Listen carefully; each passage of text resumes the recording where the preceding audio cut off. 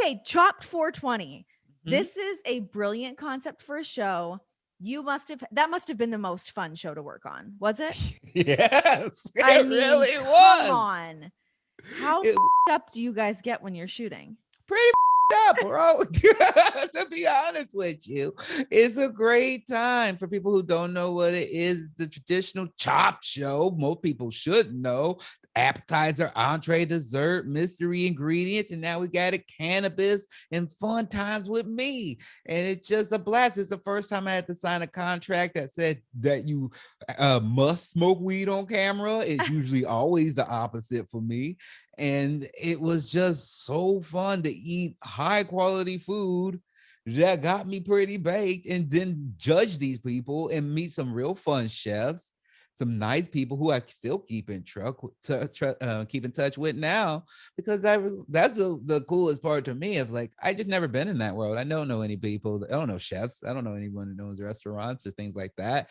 But now I do. And they're real cool people. It's really fun. And as like more like cannabis restaurants and stuff are popping up, I mean, I feel like you should be on like that food critic list now. Like we have Ron Funches coming in.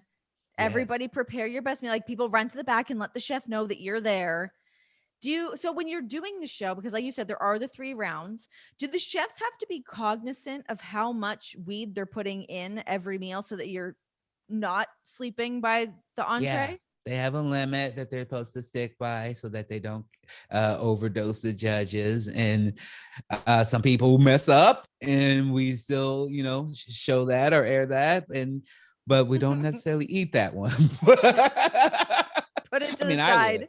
Save it for that's for at the Yeah. hotel room. That's Yes. instead of ordering room service, I'm gonna box that up and take it back to my room with me. Yeah, because you gotta remember they're eating like, 4 contestants, breaking down each round. They're eating like 10, 12 doses by the end of the day. They're getting pretty faded. So it's fun.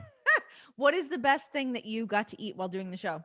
Oh, that duck salad that Chef Swoop made. I really loved it. It was this duck that he put Blue Dream, I believe, in it. And it was I mean, that was the thing, because I always like brownies and cakes was all the Yeah. things I have. But to have some duck, I think that I had a nice like oyster taco that one of the chefs made with with cheese ball crumbs over it. Oh my.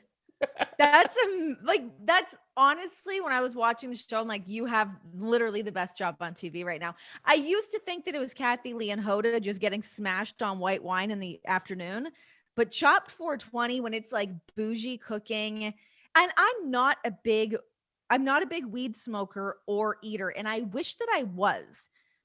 How do I enjoy it more?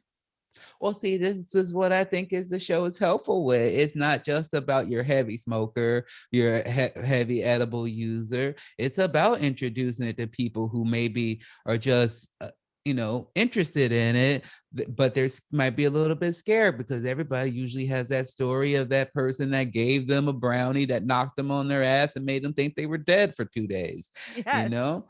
And sometimes those people did that on purpose, and I don't like that. This is all about introducing people that you can be adequately dosed. Sometimes they just use CBD just for muscle relax and things like that. They use a low amount of THC. They ask you about you. Are you a high anxiety person? Are you a low? Do you want a sativa? Do you want an indica? It's all about custom fit in the meal for you, just like you would if you had guests that you were having a meal at your home. If someone's vegetarian, if someone doesn't eat, has certain dietary restrictions, you're going to consider that. And people need to do that with the level of THC that they're using in these edibles. And this show has kind of helped mainstreaming and normalizing the usage of it.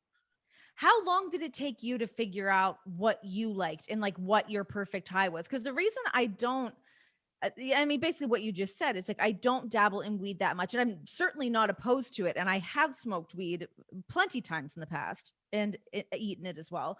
But with wine or like drinking, I'm like, okay, 3, 4 drinks, I kind of know where I'm at. Where weed can Mhm. be unpredictable for me. How do you find out what works for you? It's a lot about, experimentation, and a lot of this is about your nose, finding a smell that reacts to you. Like some people like the smell of a sativa, but like with my wife, if she smells it, it bothers her. It smells too strong, and that's often in your He's got body. that good BC bud too. But that's just your body letting you know what you would like and you wouldn't like, So, but for me, it's just um also, like you said with the wine, like I'm allergic to alcohol. If I drink, it makes my throat close up. I go to in a bit of a shock. And Do you have to so, have like an EpiPen? I mean, if I were to drink, yeah, then I would. Yeah, but I don't drink. Jeez. Okay. So it just works for me, but I don't think it's for everyone. I'm not like one of those Tommy Chong guys that are like, everybody chill out on weed. I'm all like, find out. And I think, again, that's what the show is really about. It's not just about smoking weed. It's also like a judge like Laganja Estranja, who, drag queen extraordinaire. And it's just like, this is just who I am. I'm living my life. This is what I like. And that's what I really like about the show. It's just like personal freedom. Yeah, it's so like transparent and like, yeah, you can just tell that everyone thoroughly enjoys it. And then also adding on top of that, I mean, lifestyle choices aside, I mean, whether you're smoking weed or not, these chefs are throwing down, man. Like they are making some insane meals. No, absolutely. That's what I think the Chop brand brings to it. It's not like, because I go on these other interviews and they're like, oh, so it's like a couple stoner buddies competing for. They're like, no, these are like Michelin star, Beard Award winning chefs that like are cooking with cannabis. And Yeah. I fell in love with some of these chefs. People like Chef Maverick, who got her sisters at an early age, and reminded me of my own story of taking care of my son and she's out there cooking with it. Or Chef Victor, who was delivering arepas on a bike through San Francisco, climbing up and down them hills. Like, there's all these chefs trying to win this 10 grand and represent their restaurants or their businesses, and a lot of which were affected because of the pandemic, for sure. So, at the beginning, I was like, oh, it's just me eating weed and having fun and cracking jokes. But I was like, oh, this is actually like fun and important in some ways, It's like and a a good little reality show. highbrow. Like as much as, yeah, you can look at it as being like weed, whatever. But yeah, I mean, there's like real, like we just said, real chefs, James Beard, award-winning chefs and Michelin rated chefs. Like these guys are throwing down, and we need to add a little respect on their names, especially like I said, as these restaurants are opening up and it is becoming such common culture and people are becoming more aware. And again, when I'm not pregnant, I'm gonna dabble into this and just see what my Renee, I tell you line is. what, I will, if we get a second season and you got that baby popped out, I will be like, we got a celebrity judge we need to get. Please. You got a cookbook, you got the reps, so Yes. people will know it's for real.